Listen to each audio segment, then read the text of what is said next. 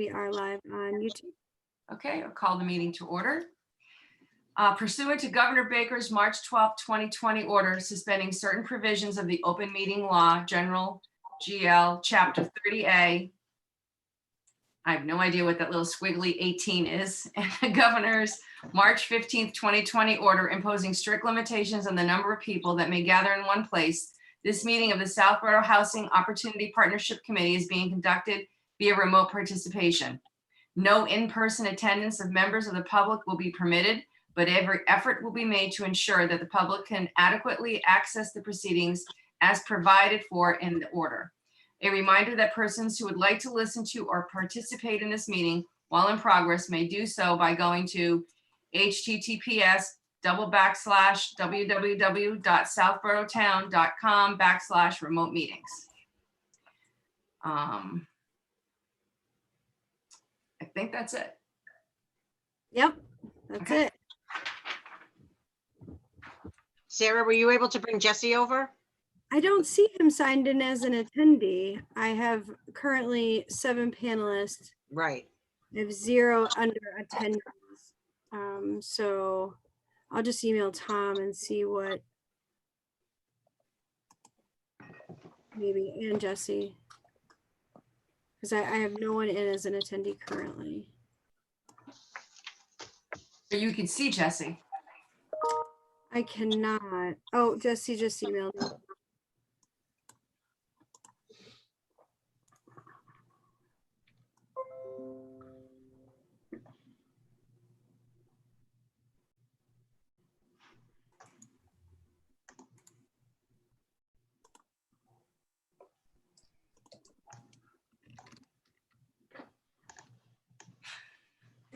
Long pause. Kate, put long pause in the minutes. I am. I think I am. I'm writing that right now.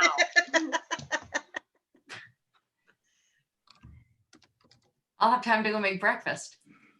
What time shall I be there?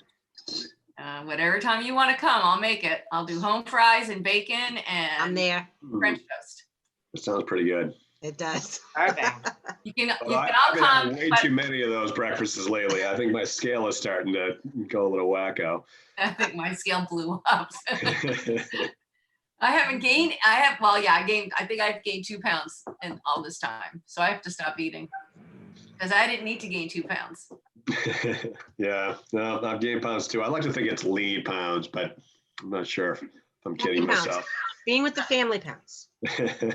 My kids keep going to Gerardo's. Hmm, Won't let me leave the house to even go to the grocery store, but they keep going to Gerardo's. And if They're she open? goes to the grocery store, I give her a list of 10 things and she comes back with $500 worth of junk food. Like, not kidding. It's like, let me go to the grocery store. So we just get healthy food. She does pick up the healthy food, but she outnumbers it 3 to 1 with unhealthy food. I've lived in So, Southborough for 15 years. What is Gerardo's? It's the bakery on Route 9 in Westboro. It's Oh, awesome. oh, really? can I make a suggestion? Seeing as the meeting is live and I don't know if this conversations are going in the minutes. Kate'll keep them out.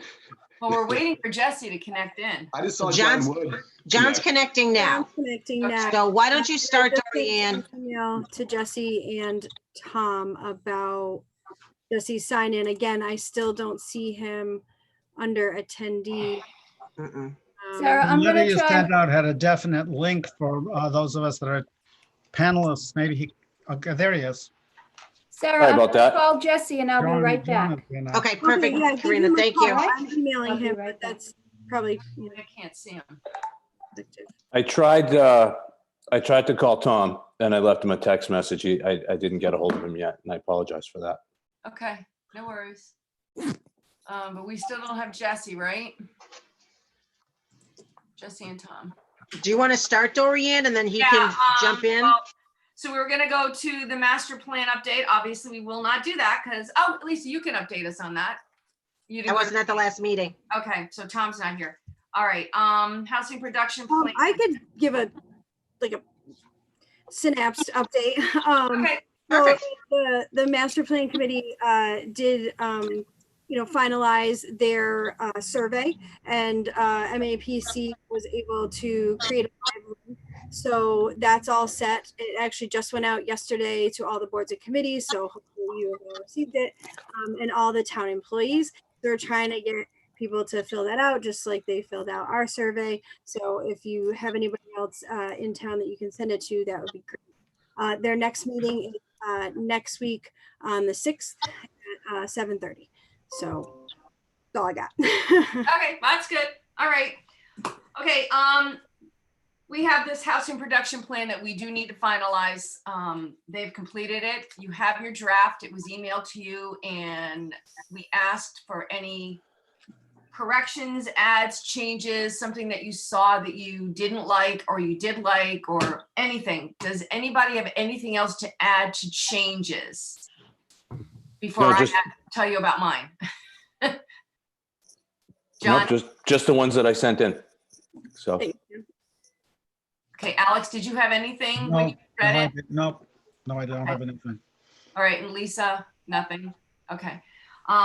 I had some font changes that I wanted made. I felt like there was too many spaces on some of the pages between words because of the way the page was set up. Also needed to add co-chair with John's name. So I had sent all that stuff in and talked to Sarah. Sarah has put all of those together. Those have been sent to Roberta over at COG. And she's making those changes, but we've asked her not to finalize the report yet. You're sure nothing, you guys didn't see anything in there that you wanted to add or change at all? You liked the way it looked? You liked the way it read? Well, we sent in comments. I mean, are those comments just being sent to Roberta or, I mean, I didn't have comments. To Roberta, and on yours in particular, Tom, she forwarded yours back to me. She incorporated a lot of them, but there were a few things that were kind of just like a discussion type. Like she had answers to your comments, but didn't necessarily incorporate any edits in a few of the sections. I can pull that up now if you want to kind of talk about I it. just wasn't sure how we planned on sort of Yeah, discussing sure. each person's comments here, whether we're going to try to go through all of them or whether Roberta's going to try to integrate, what's the most Yeah, efficient I way to do think it. that for the most part, she's just integrating what anybody has called out, or identified, as an issue. And then I think on some of the question type comments. Sorry, Sarah, I have to just interject. Jesse went in through the town website. He could see the panel and it says, wait for someone to load you up. So he was seeing us, but he wasn't able to, nobody, like the host didn't pull him up. That's what he was saying. So Okay, he rebooted, he went and he left the meeting and went again to be as an attendee. He said he was in the waiting room. okay. I There have he it. is. He's there now, Sarah. Okay, there we go. So I can move him to a panelist. All set. There he is. There's Jesse. His microphone is muted. Morning. Good morning. Morning. morning, Jesse. Hey. Thank you for your patience. You Sorry. tech savvy, you tech savvy techies. Oh yeah, we're just on top of all of it. No, I started at 8 o'clock to make sure I can get in. Sarah, Oh, should we Dorian. try Tom Macular as well?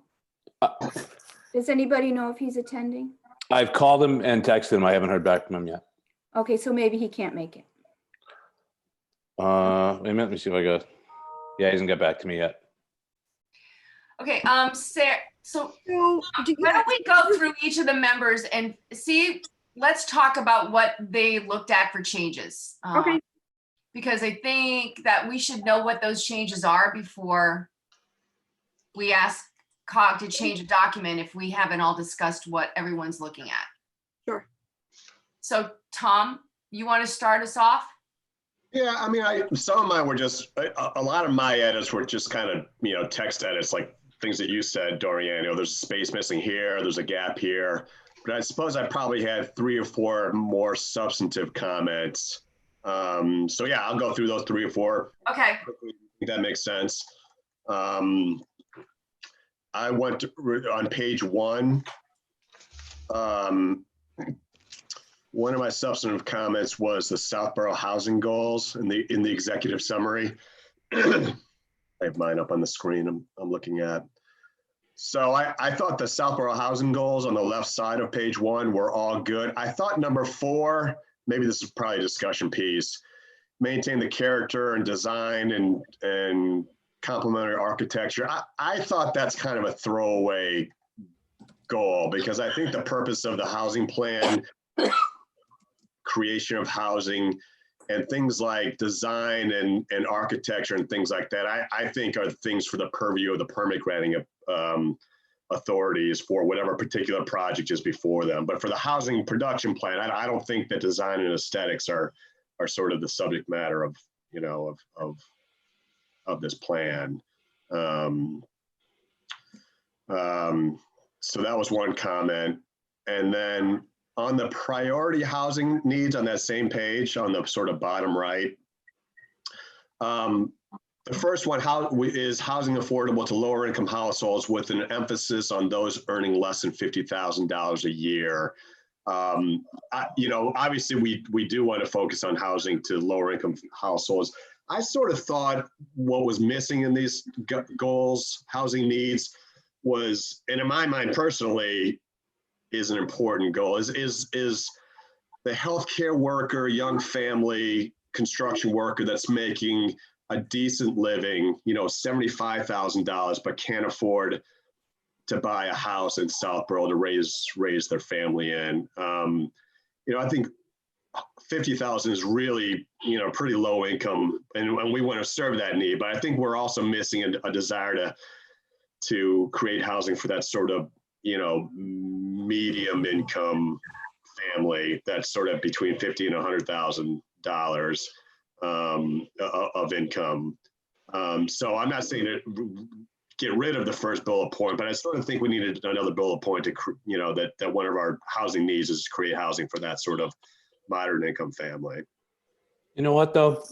With today's environment, there's a lot of hardworking people making under $50,000 a year that keeping this world going right now. The supermarket. Yeah, I'm not saying get rid of the 50. I'm just saying also add that we also want to create, as one of our housing needs, is to create housing for that middle income. Isn't it normally worded under, like in Sudbury, when last time I saw it was a few years ago, it was under 80,000 or less. So the or less covers it, doesn't it? You know, I think that whatever the average median income changes from municipality to municipality, depending on what the average median income for Wellesley is a lot different from Mattapan. So I think that changes. So I don't know that there's a fixed number, but for Southborough, you know, I'm looking at like page 23, that graph that Roberta put together, as I always thought that was really compelling. There's like 40% of the households make between $60,000 and $100,000, but they're below the income needed to even rent an apartment in Southborough. Right. So I think that's a pretty significant 40% of the households that make between $60,000 and $100,000 can't afford to buy a house in Southborough. And again, I'm not saying ignore the 50,000 and below. I'm just saying as one of our housing needs, I don't, you know, my personal view is that middle income group is worth. Well, let me ask this. What's the base pay of a firefighter in town? What's the base pay of a police officer in town? What's the base pay of a DPW worker in town, or even a medium of those? And I want to make it so they're qualified in that. You know what I mean? Because I think they're all around the $50,000, $55,000 in that range. So don't we want to have our town employees be able to live in town as well? Yeah, Well, John, I think, sorry, I think that's where, I know in drafts for lotteries of prior affordable homes in town, if I'm not mistaken, first priority goes to whether it be a teacher, a firefighter, or a town employee. But what if we have it at a 75? Oh, less than. I gotcha. So you just want to increase the amount to less than the 50? No, I don't want to 75. increase it. I want to keep the first bullet point to that's one of our housing goals, is to address housing for people that earn less than $50,000.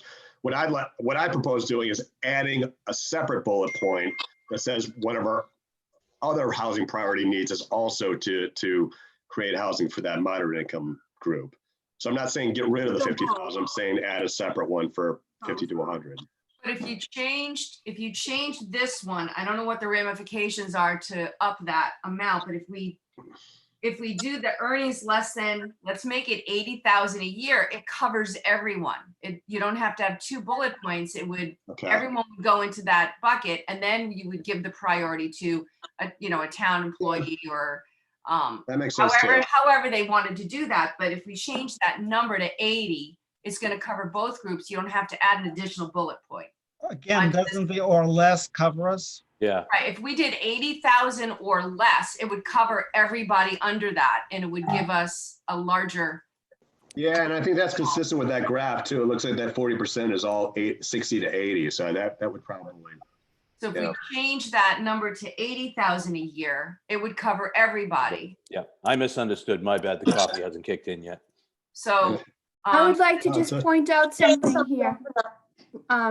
If you have a chance to There's look Tom. at the DHCD guidelines for affordable housing, it's, I think it's posted on one of the websites, either Planning or Shopsy. There is a definition for affordability household income. And in that it says, in order for a household to be eligible to rent or purchase a restricted unit, the household's income shall not exceed 80% of the AMI. A subsidizing agency may establish lower thresholds for its programs. But I believe that's kind of the guiding principle, because these affordable units go through DHCD to be qualified as affordable units. But Corinne, in my view, I mean, in terms of our goals in Southborough, I don't think we're only trying to create affordable housing for only people who qualify for subsidies. I think we're Okay. also trying to create housing that's affordable for people that make too much income for subsidies, but still can't afford to buy in Southborough. Outside of the program, Whole outside of, nother group. okay. But Karina, even if we change that number to 80,000 to give us a larger group, to help a larger number of people, it still has to go through to the DHCD. They would be the ones that would qualify or disqualify them from being able to get the affordable housing based on their criteria. So that's not going to really impact us if we change our number, because it still has to go through that group before they get qualified, correct? If it goes through DHCD, it has to meet DHCD standards. Correct. So whether we change our number on our document to 80,000 to try to help a larger group, that the final decision is still the DCHD, the DHCD. Oh my God, the letters. The DHCD. It's not us. They're the ones that say, okay, you qualify for affordable housing, or and then we go forward. But they're the final authority on whether someone qualifies. Am I correct? Or I think that's the case. We'll have to double check with Community Opportunities Group to make sure that our interpretation is correct. But okay. I believe that, that's been a common problem in Southborough, or at least it's come up a couple times since I've been working here. Seniors who retire and they want to retire in Southborough. So it's often been brought up at planning board meetings. Well, you're building these 6 new units over here, and the developer says, oh, well, I want to build these because I want to make affordable housing that's affordable for the seniors to retire to. But then, at $500,000-$600,000 a unit versus the $900,000 to $1 million they could be charging, it's still high, but it doesn't qualify as an affordable unit. It just means affordable as a perception to the demographic who's looking to purchase that property. So what's affordable to me, or what's affordable to you, or what's affordable to a senior who's looking, whether it's in Worcester or Southborough or Framingham, affordable is defined by an agency, the true affordable. Everything outside that, I'm not sure you can mandate like that. I'm not sure.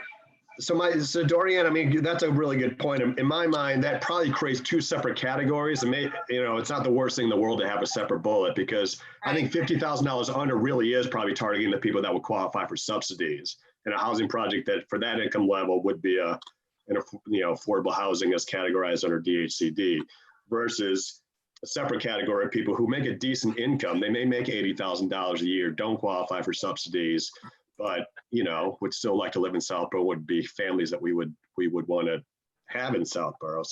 So based on what Karina just said, in my mind, it maybe makes more sense to have a separate bullet for that sort of moderate income cap. Yeah, I think it's based on the income level and the medium income level that the community has. So, what the annual income someone has, it depends on where they're living, right?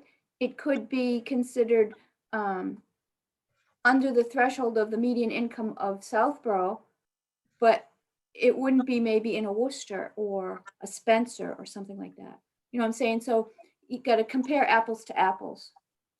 Is there any legal concern about specifying that the people who have been living in Southborough have first priority? I know that the state requirements are changing for certain things, and you can't necessarily give someone who's living in Southborough an advantage over someone that's not, even though we're, like in the case of the Southborough Housing Authority, certain things do still have priority. People in the military, certain disabled, but the fact that they haven't been living in town is no longer as strong a suit as it was a few years ago. Are there any legal requirements that we've got to be concerned about there? Because the state's really getting involved, and they're even making, in some case, you really go online for the whole state and pick where you want to apply, rather than going into, dealing directly with each town. I think that comes up in project-specific areas that get subsidy, state and federal subsidies. That's where, when the states and the government is giving money to a project, they want to make sure it's being, the benefits are being distributed. I think for this housing production plan, it's a sort of higher level. We're not into those sets of weeds. I don't think we have problems there. Good. Welcome, Tom. Thank you. Good morning. Sorry about that. For some reason, it didn't pop up in my calendar reminder. No, it's just nice to see you. Thank you for Nice joining to see us. everybody. No, it's not. Everybody looks healthy, so that's good. That's a good start. So Darian, I think I probably only have one more substantive comment, so maybe I'll just state that, and then I'll shut up. Page 2, for housing strategies, under number 3, when we talk about updating zoning to create opportunities for development of affordable housing, we talk about the third bullet, revise downtown zoning regulations to provide mixed-use buildings. Oh, I'm sorry, the fourth one, remove barriers for provisions for senior housing and provide greater ability to create life cycle housing. Again, I think that's good, but I think one of the things we talked about in one of our prior meetings is trying to remove other barriers, not just for senior housing, but other barriers that we have in our zoning bylaws for, multifamily housing in general that is more affordable. I think we talked about some of the restrictions on accessory housing and conversion of historical housing to additional units. I think we talked about some of those. So I thought that a more general comment of looking to remove zoning barriers to multifamily housing would be a strategy as well. Yeah, I agree. I remember, those discussions, in regards to especially, adaptive reuse of those larger home structures. Right. And, maybe 4 family units, kind of making sure that, the parking and all that stuff from a regulatory standpoint would be able to propel that forward, as well as those accessory units, so I do think that it is apropos to, either broaden that statement or create a separate statement again, just to call out those things that are different from specifically geared towards senior housing. Might be better to make a separate statement Sure. to force the importance of changing that, or to at least, bring that up for discussion and try to make some changes. Sure. How would we add that? I mean, we're gonna have to vote to add that, but if we wanted to, what would the wording be for that? Adaptive reuse of older structures. I thought we could just more generally say, I'm sorry, just quick after that. Remove barriers for provision of multifamily housing, in general. Yeah, Oh, you're on mute, Lisa. I agree, Tom, because that would encompass the seniors as well. Multifamily Yeah, could we be could change varied, that to so. just say in general rather than senior, because that would encompass both senior and general. 'Cause in the zoning code currently, you can only do multifamily, I believe, for seniors now. So. So that is By changing zoning would just broaden, yeah. I'm not sure, Lisa. I think that, like on 28 Boston Road, Samron Village, yep, there are 6 units there, right? There are two families and 2 single-family homes as part of a flexible development. okay, So the two families are multifamily that were permitted under a flexible development. okay. I'm not as Application. familiar with that, Karina, so, okay. Yeah, so that multifamily thing is still, a little gray area for me in the whole bylaw. So Yeah, there are, I know that it's not very prominent to get multifamilies, but I've seen a couple. okay. So then, Tom, it would make sense, obviously, to add just what you said, because then it would encompass everything. Yeah, agreed. that makes sense to me. Okay. All right, I'll shut up. That's my Make a last motion discussion for point. No, hold on. I think that's a really important point to bring up, and I think that we probably should vote to ask COG to look at that, to add, or to come up with the wording to cover that. Karina, would that be appropriate? Sarah, I'll defer to you as she's managing the project. I don't know that it needs an overall vote just because we're in the edit and revision phase. This isn't anything that the board has formally adopted at this point. So, since there are other people who are going to be providing some feedback, probably later on today, and a final push, after this discussion is going to go out to COG. I don't think that it needs a formal vote at this time. Maybe at the end of the meeting, we could take a vote to have Sarah contact COG for the amendments we've made to add them to the document, and that would cover. That makes sense. Yeah. That would be perfect, I think, Doesn't because hurt. that would cover all revisions to date and then anything. Okay, perfect. To be better safe than sorry. Yeah, right, Because otherwise we're gonna have a lot of votes. And right. Bring up good, good points. Okay, Tom, are you good on that then? I'm good. I'm putting myself on mute. While we're on that section 3 on page 2, just because we're there and people may be looking at it. So it says revised downtown zoning regulations to provide for mixed use buildings and housing, including housing. Shouldn't we change that to revised zoning regulations for the whole town, not just downtown? Yes, Doesn't that make more sense? Because that way we Yeah, could have it I- more yeah. developed I agree with instead that of too. just being specific. yes. Yep. And then. Take out the word downtown then. Yeah, Correct? and- Yes. Okay. And then my other question was on the same section on bullet 2, it says allow for adaptive reuse of historic structures for residential purposes. Don't we already have that in our bylaw? Do we need to have that added on to this? Because we already have the adaptive reuse for historic buildings? We do have, 2 years ago, we added to the zoning code, adaptive reuse of historic buildings. I guess there was a concern here. I mean, I don't mind it having it in there, but we already have it, I thought. So Yes, but the point I think they were making is some kind of expansion for the residential purposes. Because right now, if I'm not mistaken, it addresses accessory apartments. So should we And- change it to expand adaptive reuse of historic Yeah. structures instead Yep. of allow I for? think so. Yep, I Yeah, I agree. think so, yeah. As long, as far as I'm concerned, as long as it doesn't in any way encourage the historic structures being taken down. To reuse them so they can go on in the future, for future and be more useful is fine. To give a way for them to come in and take them down, I think we'd lose a lot of our heritage. Oh, it's Yes. nice with the historic bylaw as well as the, I forget the name of it, that the demo delay bylaw. demolition delay bylaw. That works pretty well so far, I Thanks, believe. Kate. Okay. Yeah. Kate, how And do you I know just- so much about historical preservation? This is I like, know, right? Isn't it shocking? Attention. I just had a meeting last night. Yeah. I'd just like to point out, Alex, that the adaptive reuse of historic buildings is an incentive program, not a requirement.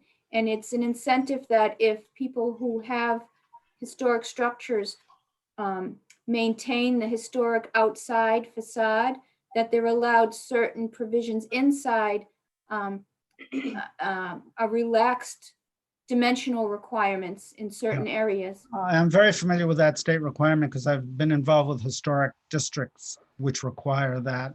That's the fundamental regulation of historic district. Unfortunately, perhaps we don't have any historic districts in this town as of yet. Okay. Okay, Good morning. Alex, do you have Yes. anything to add to or changes that you want to point out to the board? The only, totally in left field, and probably it's totally inappropriate, but at some point here, is there any way to put a hint that it would be nice to have public sewerage? Because that's what really is the biggest roadblock with a lot of these things.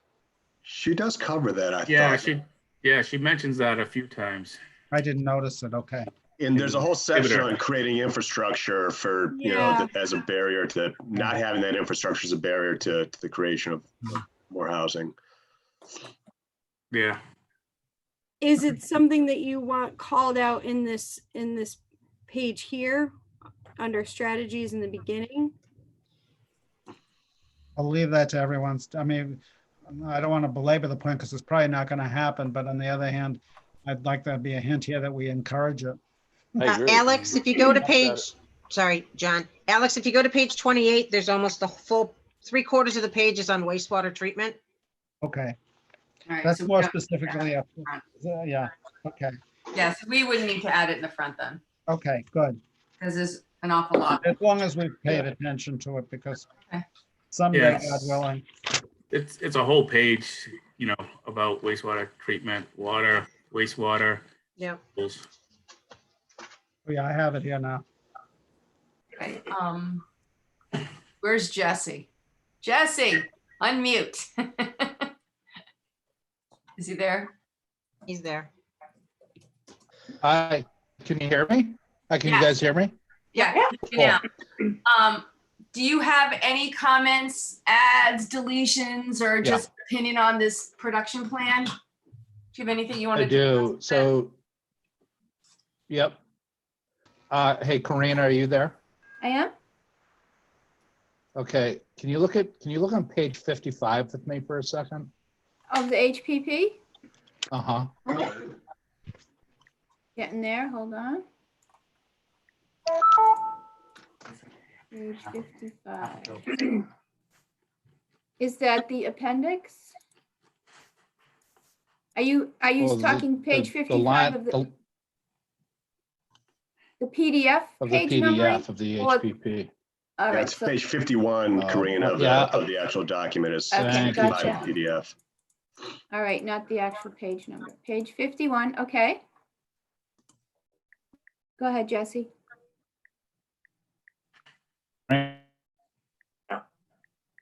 I think your audio and video is delayed, Jesse. Yeah, a little bit.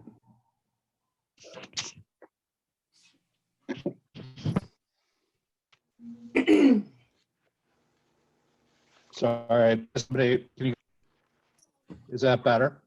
Yep, Little bit. that's, Mm. hold on.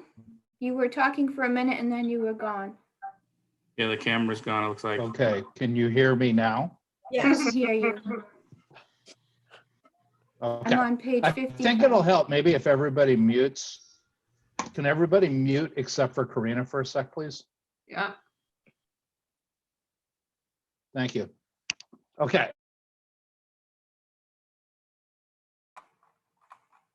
I'm on the page. see that? You're breaking up. So Okay, it which says bullet? urban units may be provided. Strengthen inclusionary requirements. Okay, I heard that.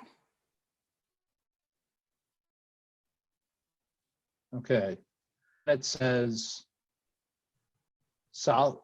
affordable units may be provided off-site or by payment in lieu.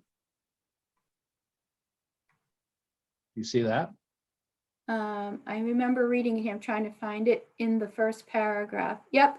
Second line, affordable units may be provided off-site or by payment in lieu. Yeah, Yes, that does not, okay, that does not jibe with the town code by my interpretation. I'm gonna have If to you check look that. in section, well, I can tell you where it is. It's section Okay. 174-13.2. And then it's section E, affordable.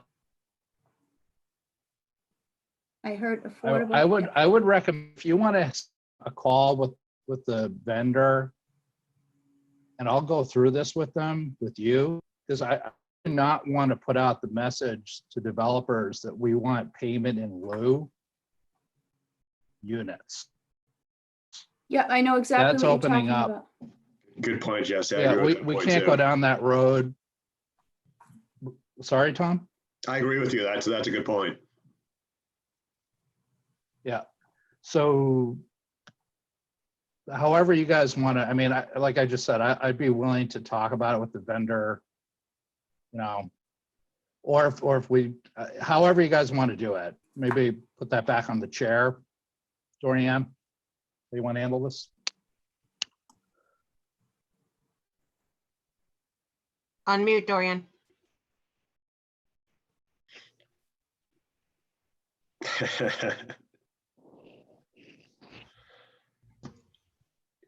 You need the You boyfriend gotta back. love Thank you. technology. See, Jesse, I would actually go to you and ask your opinion on stuff like this, because to me, you're more knowledgeable than me. I'm not Okay. knowledgeable enough about this, so Well- I would well, defer and ask. I Okay, think it's a great idea if you wouldn't mind doing it, unless somebody else on the board has an objection that they want to do it. Nope. Then well, Can I my make- concern, my concern with not doing it in public meeting, in committee, is maybe somebody on this committee disagrees with me and wants there to be more leniency. I don't necessarily want to steer this, you know, in the direction that suits my, but I do want to leave it open members to, you know, if they disagree, democracy, we can look at that. I agree with Jesse, But and maybe we can take if- that up in the vote at the end on the amendments that we're gonna have Sarah go forward with and just All add right. your part into it as the whole, but I totally agree with you as well. So Wood's right. What John is right. If we vote to allow me to delegate me to work with Karina and the vendor to redo this paragraph, Mhm. I'm okay with that. I'm fine with it. I am I'd go too. with that. And then Mr. Bizicle raised the point about the aesthetics, I believe, Tom.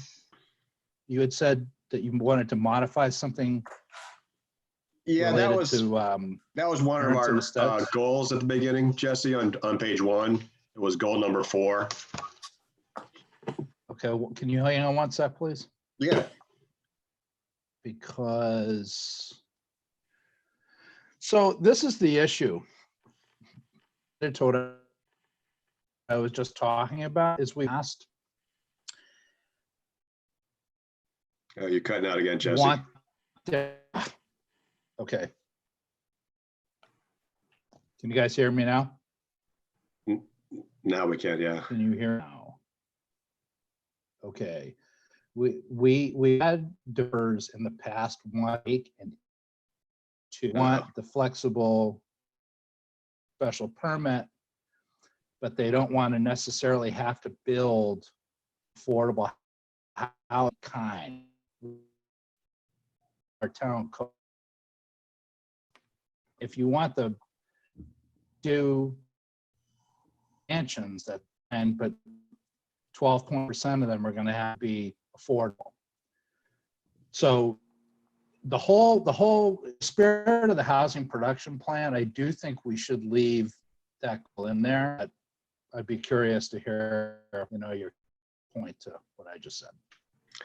So was that for me, Jessica? You were sort of going in Yes. and out, but I think I got the gist of it, which is that Sorry. I think it's that you were saying it is important. The town does care about the siting of these things and the design and the aesthetics. And I agree 100% with that. My only thought on this was that for purposes of the housing production plan, the subject matter really isn't, it's really creating housing and what amount of housing we need and the types of housing we need to create. But then when you get down to the granular level of where that housing will be sited and what it'll look like, what the aesthetics are, in my view, that's for the planning, that's for your planning board hat on. When a project comes before the planning board, that's the planning board's the board that will get into details like the design and the aesthetics and things like that. My view is for the housing production plan, it's more sort of black and white, what housing we need to create rather than the design of the housing. So again, just my can you hear me a little better now, Tom? yeah, yep. Oh, okay, sorry, my headphones weren't working correctly. Oh, What I was gotcha. trying to explain is that we need to make sure that developers understand the need to build the affordable housing for the purposes of getting a special permit that is like kind with the rest of the project. Right, but I think that's probably a zoning bylaw type of thing, because this housing production plan isn't going to be the guidance for developers. It's going to be what the town's goals are for creating housing long term. I think when the developers come in to do a project, they're going to be looking to the zoning bylaws to see what's permissible. I don't feel that strongly about it, to be honest. I mean, if I'm on an island on this, I'm fine with keeping it in. That was just my. I feel more strongly about the appearance from the outside than what they do inside the structure. In other words, we don't want them to be dramatically different architecturally than the neighborhood just because they're affordable. Well, as a matter of fact, it's really in the spirit of the bylaw is it is absolutely not supposed to be different architecturally than the rest of the project. It's supposed to be like design. Yeah. Good. I believe, I could be mistaken, just a couple of points to Jesse's comments. Going back to payment in lieu of an affordable unit being built on the site, if you have a chance, I recommend going back to zoning section 174-13, 5A. And in that code, it says alternative methods of affordability.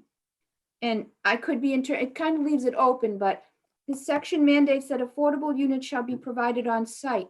However, in certain exceptional circumstances, the planning board may, at the formal written request of the developer, consider an alternative method of compliance. In granting such authorization, the town Wait, must what find- section, Karina? 174, 5A. 13. Hold on, I'm just going back. 174-13.2 E 5 A.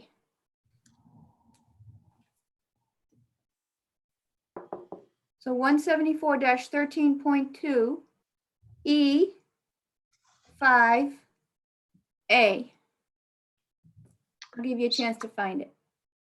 So while you're looking, can I just chime in on that? Because I think Jesse's point is, in my mind, is still relevant. Even if the bylaws allow for people to create affordable housing or payment in lieu offsite to satisfy zoning requirements for a particular project, that still, in my mind, doesn't mean that we, as a housing production plan, still have as a goal to create housing in Southborough. So I think Jesse's point is still relevant, even if the bylaws allow that. for our purposes, the point of this plan is to create housing in Southborough. Correct, but in reference to correcting the HPP in that bullet item, strengthen the inclusionary requirements, where it says affordable units may be provided off-site or by payment in lieu. However, on-site is preferred. I think what you're saying we could do is just reword that to make the emphasis on, on-site affordable units are preferred. However, there are aspects in the bylaw that allow. Karina, I sorry, but I don't agree with I just don't agree with that interpretation. The language in the code in that paragraph says in certain it says in certain exceptional circumstances. Right. That's not that to me. That's just different than. Yeah. Well, in other words, we can have it either way. Right. In the HPP, they're actually filling in what the exceptional thing is, even though it's not. It may not be that. That's what you're saying. I think that's too vague. I can see a developer running with that. Absolutely, and they've tried. Oh, yeah. No, I'm saying the HPP is too specific. The zoning code is vague in that, but at the other end of that spectrum, the HPP is being too specific on what could be allowed. So they're not matching the code here. They'd be better off if they rewrote the code. We agree with that on that. That's for sure. Yeah, it's like two different ends of the spectrum, what the code says and what they're saying. It's like far ends of the interpretation. Oh, So the way that I read this particular paragraph, though, is if you just strike that sentence, quite lengthy as it is, and the next sentence, so inclusionary requirements, if you take those two sentences out completely, the rest of the paragraph seems to read as acceptable.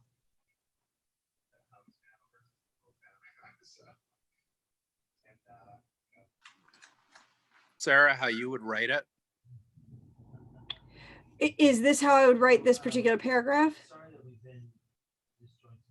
Yes, I didn't really understand what you were saying. So can you just read, like if Oh. you rewrote the paragraph that Sure. we're talking about, how would it read? Yeah, I mean, if I were to rewrite the entire paragraph, it would probably sound a lot different. But in terms of an effective fix, the first sentence ends with requiring that 12.5% of the units be affordable, period. The next sentence begins with affordable units may be provided off-site or by payment in lieu. However, on-site is preferred, and density bonus for units developed above is above this threshold if the units are developed on-site, period. Inclusionary requirements have succeeded in creating some affordable homeownership units, but could be strengthened, period. I would take those two sentences out. I would just strike those, and then so it would move from the first sentence to the fourth sentence, starting with however as discussed extensively. Yeah, I'm reading it that way now. Okay.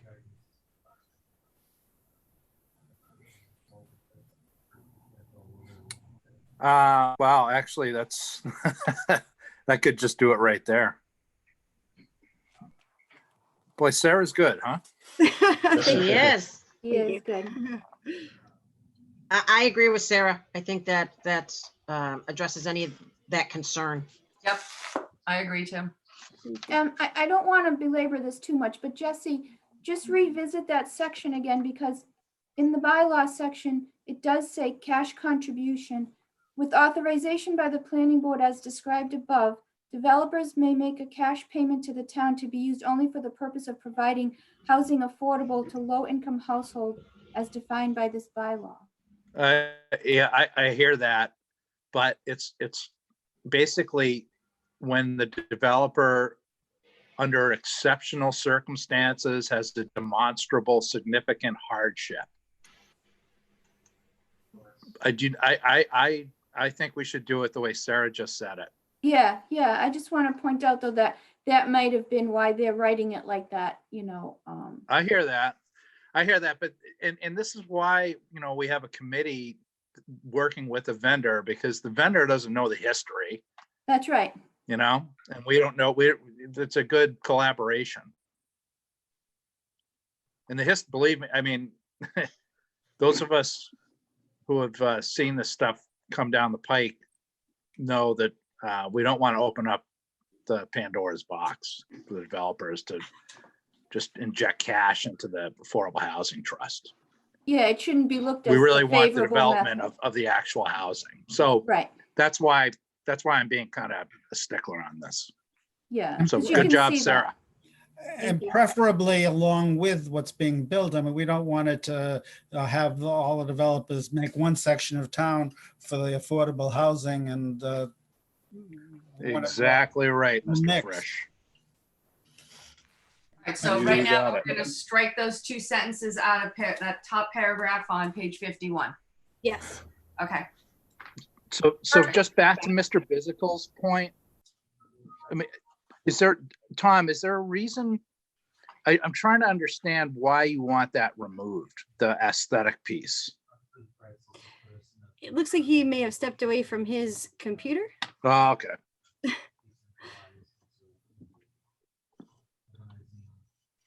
Jesse. I think that he was trying not to, or at least from what I've heard, you know, to impose any restrictions kind of by this board, you know, sort of stepping on the toes of the planning board, who really is the ultimate say in, you know, that aesthetic or structural design portion. Well, can you hear me okay, Sarah? Yeah, I can. And Tom's back too. Okay. so- I'm sorry. Okay. It's, that's an interesting point. As a planning board representative, and I can take this back with Karina, you know, we can talk about it at the next meeting. But I feel that language actually just strengthens the overall, it actually strengthens the planning board, gives the planning board more leeway. As I feel this whole document needs to effectively, you know, give the planning board guidance for how to evaluate these projects, but also the what's the word I'm looking for? Maybe the credibility and the standing to rule, you know, on the projects, to vote on the projects, and to make recommendations to proponents. Sure. That makes Are sense. So you guys having- talking about that goal 4 again? Is that Yeah. to the switch back Yes. to that? Gotcha.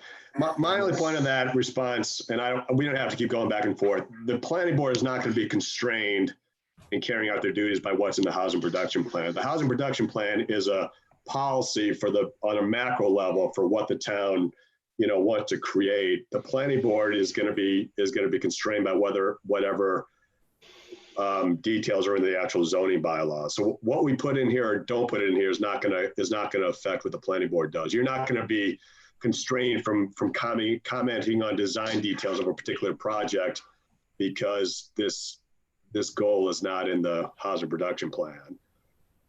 If I can just add, I agree.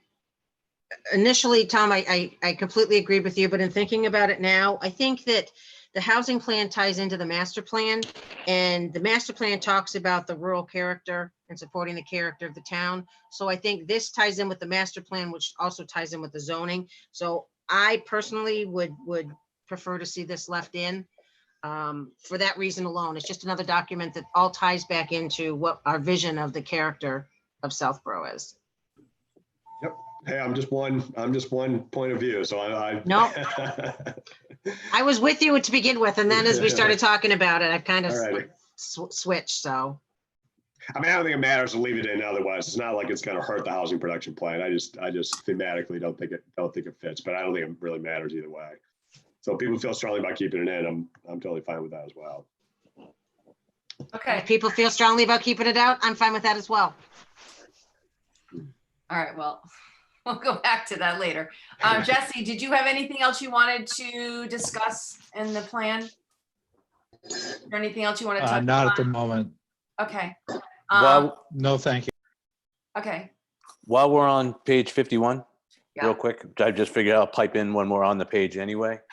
On the advanced local historic section, the last paragraph, there was a typo. It says, modifying the bylaws to allow for the practice to continue once again would allow the organic integration of multifamily housing, albeit of buildings that traditionally existed throughout the town but can longer be built. There just should be a no longer be built in that, just a quick typo. thank you.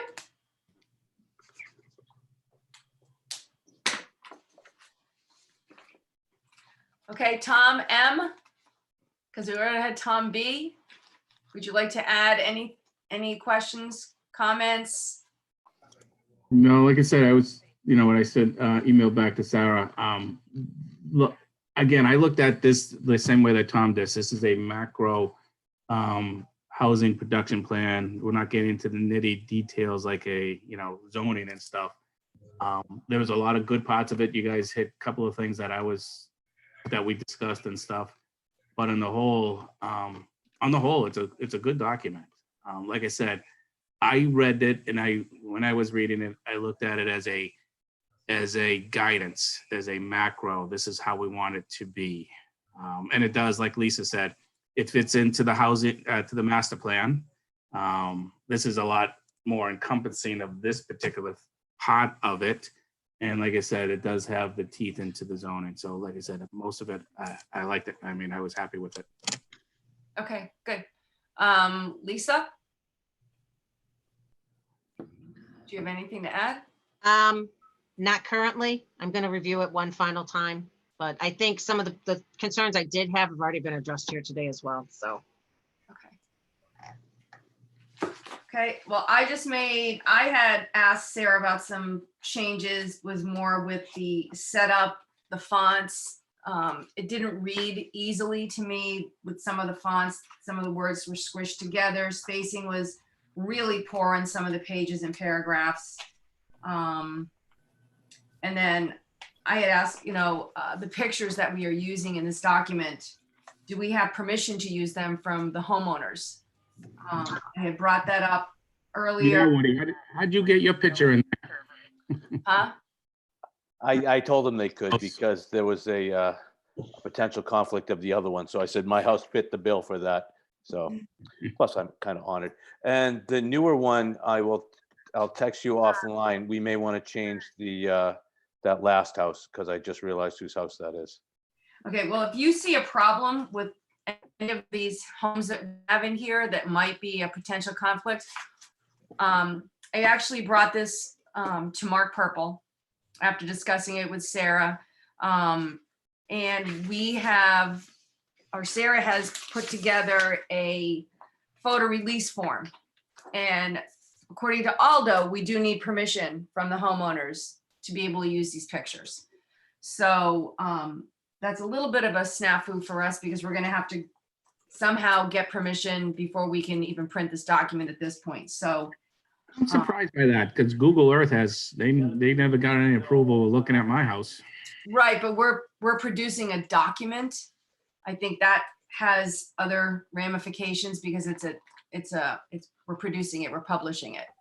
Also, always better safe than sorry. Yeah, and I really don't want this board to have a headache of, we've used the picture of someone's home, we didn't ask permission, we put it in our document, and now the town's getting sued over it. I really don't want to be part of that. Just from a real estate standpoint, we're very restricted as to where the photos come from.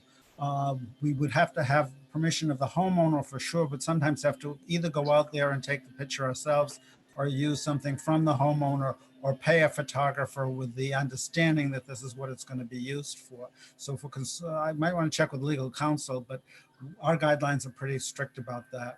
Well, I did check with Mark Purple, went to Aldo for me, and we need permission.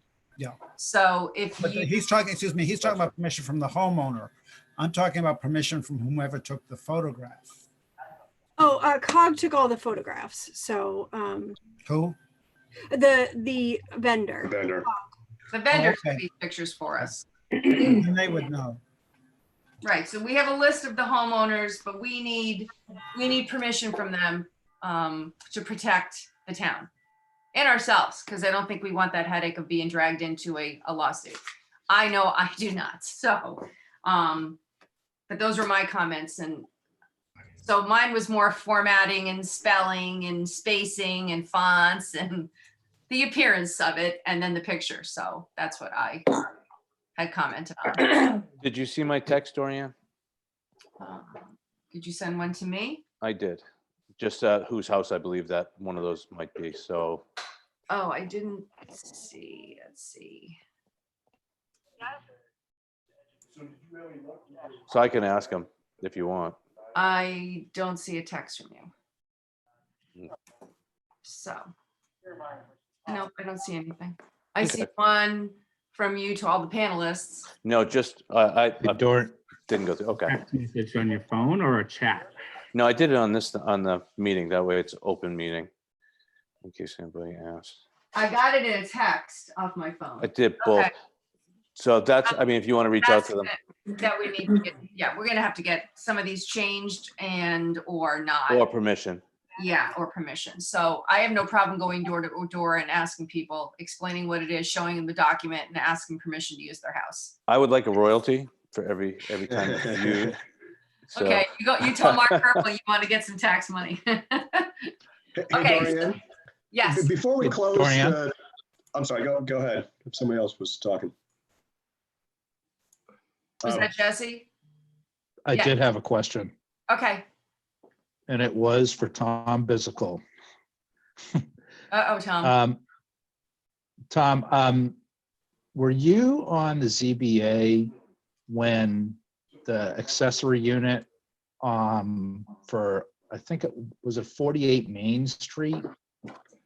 Do you remember that agenda item? You know, when I was a younger man, my memory was better. I'm not sure if I'm remembering that one specifically.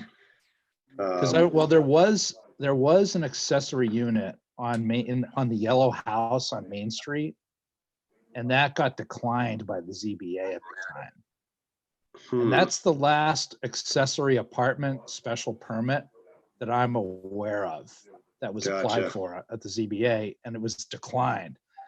So the reason I bring this up is there's a reference to accessory apartments on document page 32 that I think gives the impression that we're more flexible than we really are on accessory apartments. And that's something I think that we would actually want to have.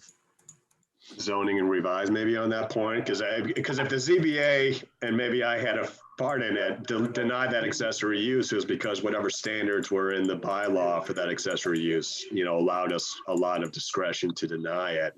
I mean, when I was on that, I don't think we had a particular inclination to deny accessory uses. And there may have been something about that specific application that people didn't like. But I agree with you. If we want to encourage accessory apartments, maybe we want to relax the zoning requirements for those. That answers. Well, doesn't it say right there, the accessory apartments are allowed by special permit?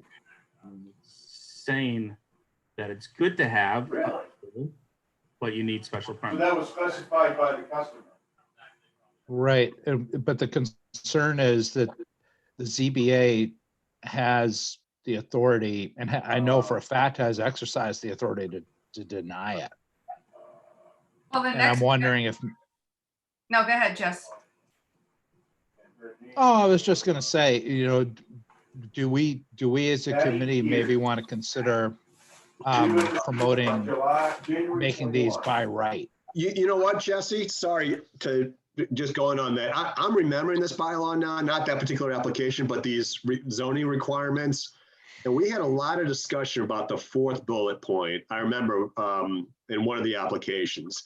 that sometime way back in the 70s, the drafter of the bylaw put in a 5% cap on the number of accessory apartments permitted. And that was because of situations back in the 1970s. They didn't want, there was more concern about wanting Southborough to remain gentrified, I think was the concept. So they didn't want a ton of accessory apartments. But now I'm not sure that policy is from the 70s is still applicable today. And it's certainly contrary to what we're trying to accomplish as ShopC. So that's definitely a limitation that doesn't make sense to us as ShopC to have that 5% cap. And I think that's may have been where it came up, is that we had a calculation as to whether we were already in excess of that 5% cap in that application, Jesse. I know that the ZBA, when I was on it, we had discussions about that 5% cap. Should we state in there that we want to encourage the use of accessory apartments to so on and so forth? Or maybe relax zoning. Maybe this goes back to the zoning section where we're talking about relaxing some of the zoning restrictions on creating affordable housing. That would definitely be a restriction. And I think we're at that 5% level already. So that, basically prohibits any further accessory apartments. That's it. I think you just hit the nail on the head. It might even be a good goal to have this, the zoning revamped and either increase that percentage or strike it. Yeah.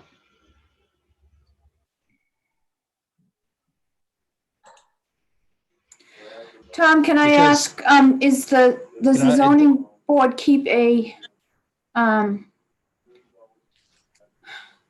log of this 5%? Because it appears that COG did not find a tally of tracking.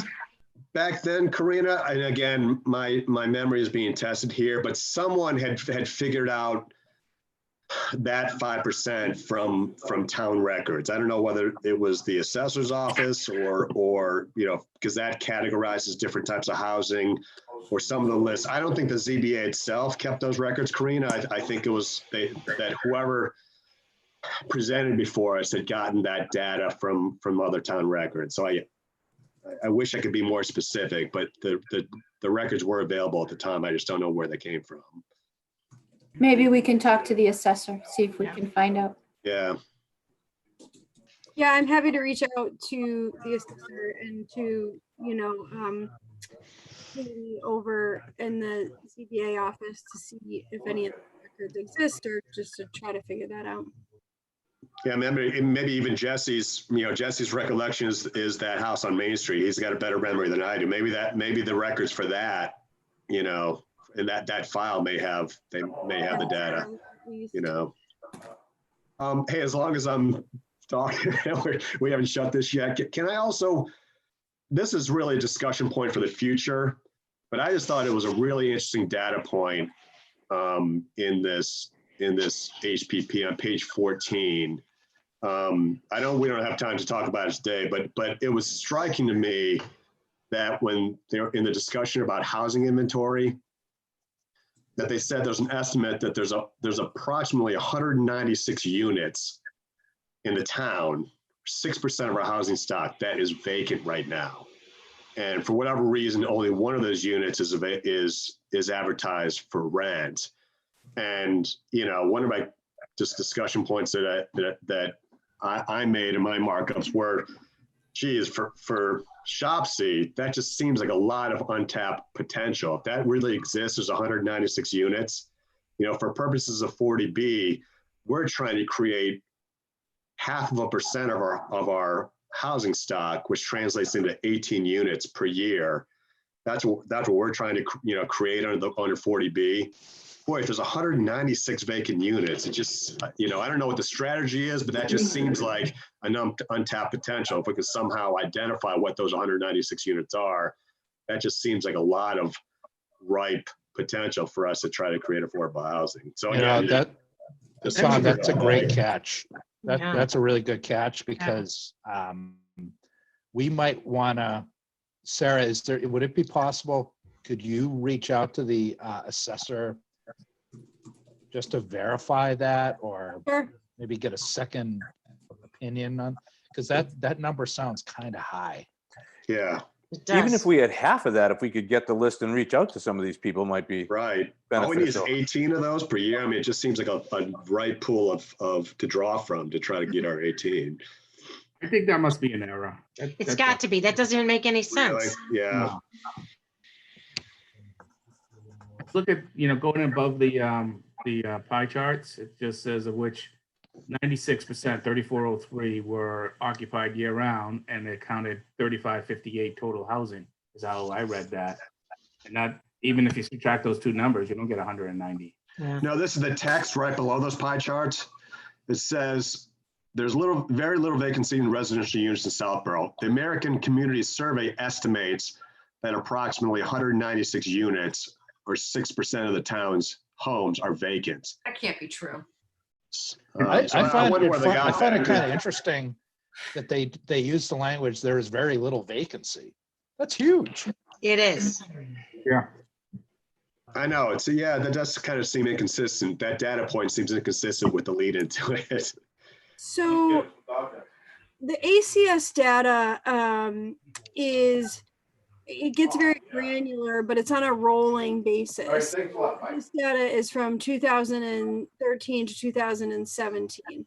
And my understanding that it's the most current ACS data. I'd have to look at the data myself to make sure that they were pulling the most current.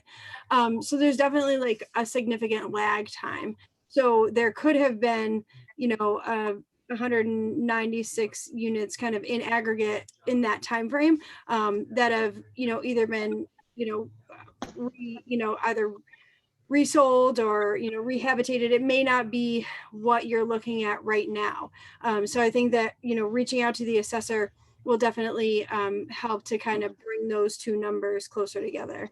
Yeah, because like what John Wood said, even if half of those were, even if half of that was true, or a third of it, that's still a lot of vacant units that are Yes. potential for us. I think you have to read the full paragraph to the end. Tom, if you take a look at the rest of the paragraph. Yeah, it last says the actual sentence. observed availability is only 1 unit. So I was trying to reconcile the availability of rental units versus the vacancy, because I read that to mean, Karina, that there's a bunch of vacant houses that people are just letting lie fallow and aren't advertising them for sale. And the owners don't want to be landlords. They don't want to have tenants. They just have units that just aren't being used. So that's one potential explanation as to why there's a discrepancy between the number of vacant units and the number that are advertised.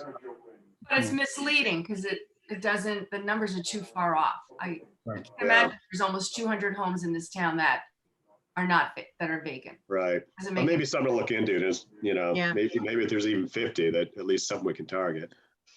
It's Good catch, 3-year-old Tom. data. Yeah, Old very data. good. Hey, if I could just make one last general comment and then I'll shut up.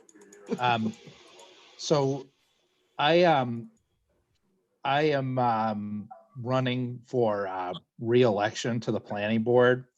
And the last time I checked, I didn't see any opposition at this point, unless one of you guys are going to do some kind of massive writing campaign. So the reason I'm being kind of a stickler on some of these points is I'm gonna have to live for the next 5 years with this housing production plan, and it is going to be brought up. What the last time we did this, I didn't how frequently the housing production plan would be referred to by other boards and committees, by proponents. Trust me, we certainly in the planning department, but I think we as a town will be held accountable to The details. Yeah, good point. with a lot of stuff in this plan, and this committee's done an amazing job on getting to this point. But I just want to, explain if I seem like I'm being kind of a stickler or I don't know, a little bit emphatic on some of the points. It's just because I want to get the details really as good as possible, because we're going to live with this. But Thanks, that's what we guys. want. That's why we're asking everybody to take a look at it and review it and give your comments, because that's We want you to rip this apart and make it as good as we can get it to be so that the other committees like planning, zoning, everybody uses a document that is useful. Not, we don't want to throw this money away and just do something that's, we just need to do this little report and we're doing it. We want it to be comprehensive and usable. So, all right, does anybody have any other questions or comments on this right now? Dorian, especially to your point that the master plan committee is relying on this document as well to supplement the master plan. Okay. Yes, thanks, Karina. That is true. So yes, I agree with what you just said. I'm going to give this another read through because I had it with the eyes of a macro level, but I got to go, like I said, some of these finer points about the vacancy rates and stuff, very misleading. I'm going to go through it again. with Same the here. eyes. I'd We also want- like to point out one more thing is when you read through it, you'll notice there's a couple of discrepancies in the Southborough in the subsidized housing inventory, which they'll correct. They had the prior subsidized housing inventory, and in January into February, we had an updated subsidized housing inventory. All right, Sarah, we need to make sure that they make that change in this before they print up yet another document.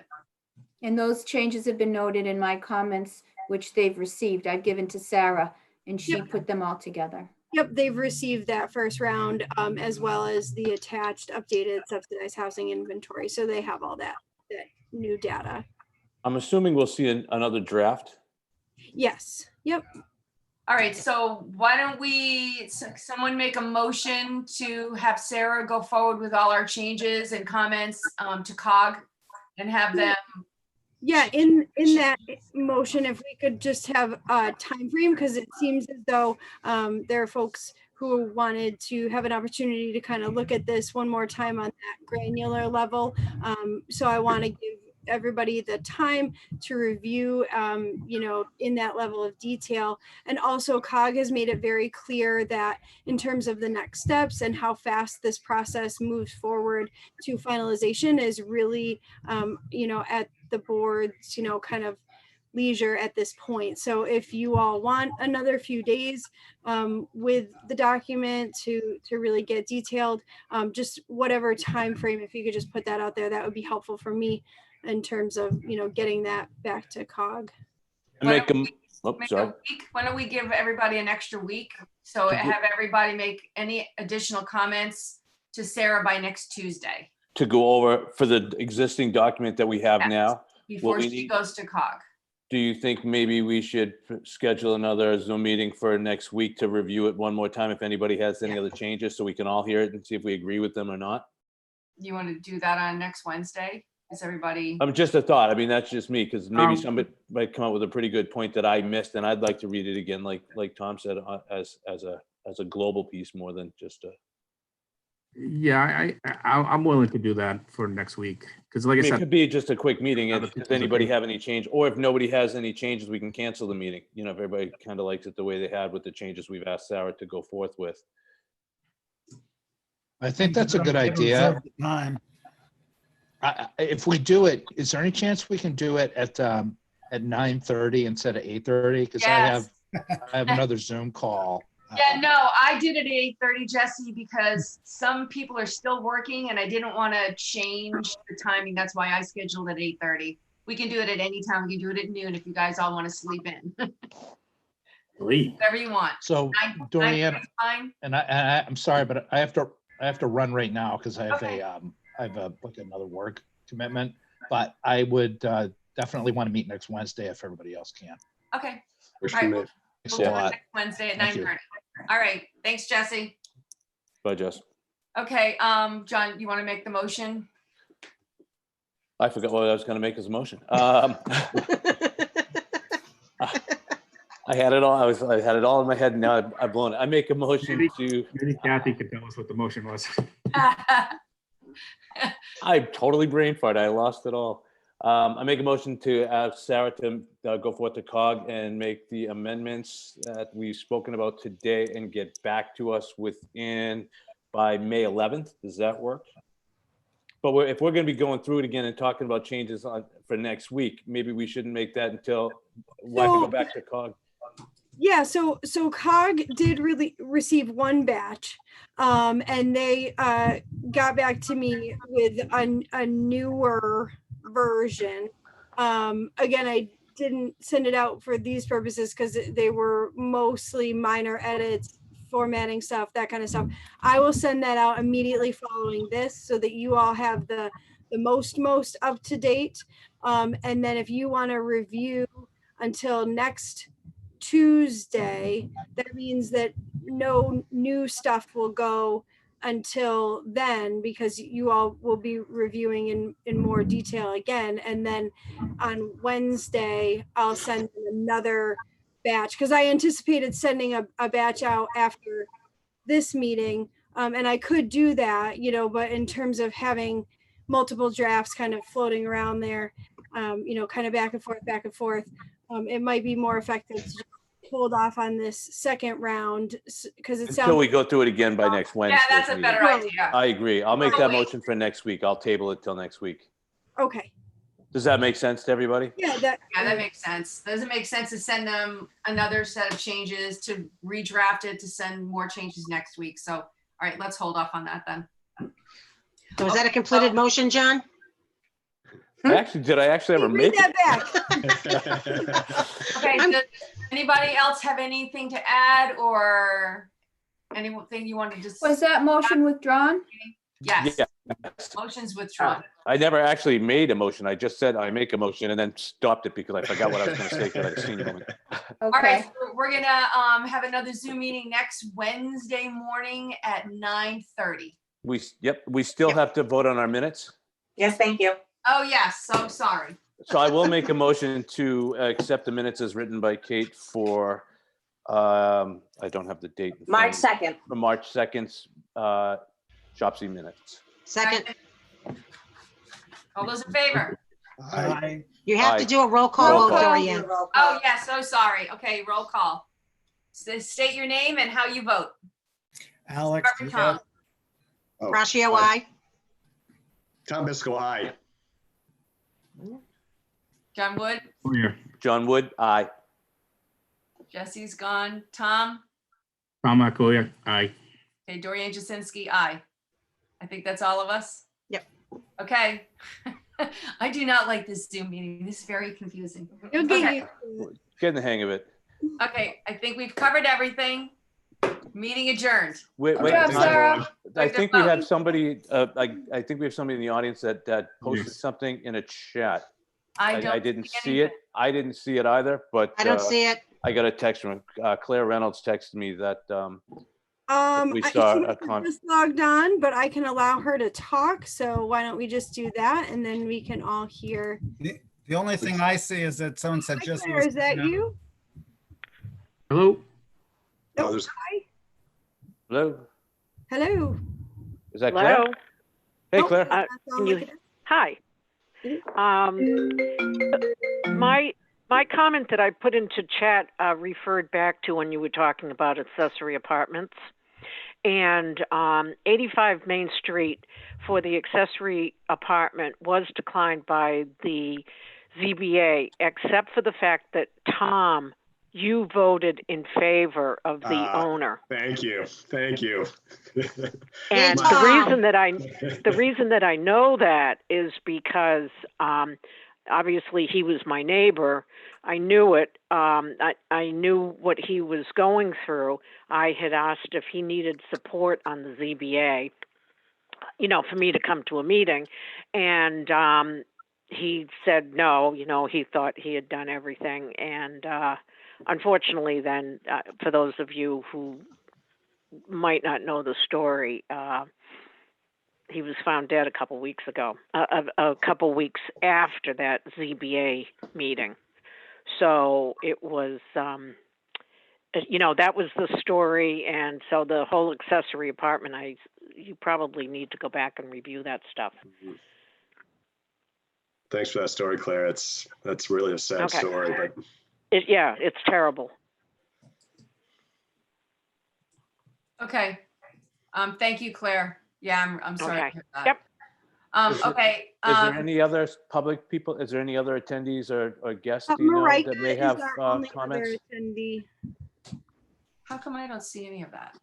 You gotta It's go on the in. attendees and the participants on the right on your I don't- screen. Yeah, but I don't have anyone listed. Dorian, I have to go. I have, unfortunately, I have another call I have All to right, get on. don't wait. Yeah, just hang on. We gotta vote Do you to, have enough for a quorum to adjourn? If I leave? I'm just gonna adjourn now. Make a motion to adjourn the meeting. Sorry. All those in Second. favor? Okay, Aye. Aye. Joshua, aye. John Sorry. Wood, aye. Michael, you're aye. Jasinski, aye. Okay, we're good. Thank you, All right. sorry. All Bye, right. guys. Thanks, everyone. Night, Safe. Thanks, everyone. Okay, bye. Bye all. Thank you. Thanks.